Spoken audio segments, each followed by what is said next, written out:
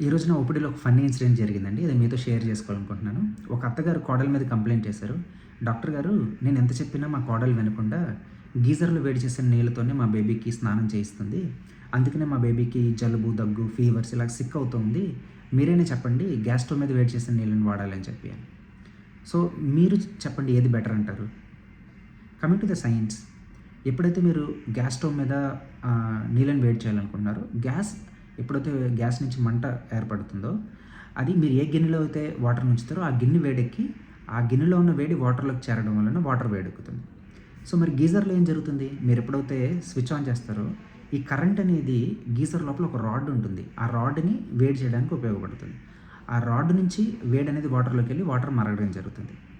ఈ రెండిట్లోనూ కూడా డైరెక్ట్‌గా గ్యాస్ గానీ, డైరెక్ట్‌గా ఎలక్ట్రిసిటీ గానీ వాటర్‌లోకెళ్ళి వాటర్‌ని వేడి చేయవు.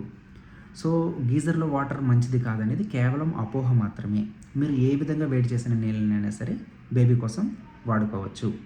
సో, ఈ ఇన్ఫర్మేషన్‌ని ఖచ్చితంగా పిల్లలున్న ఫ్రెండ్స్ అండ్ మీ ఫ్యామిలీ మెంబర్స్‌కి షేర్ చేయండి. Thank you.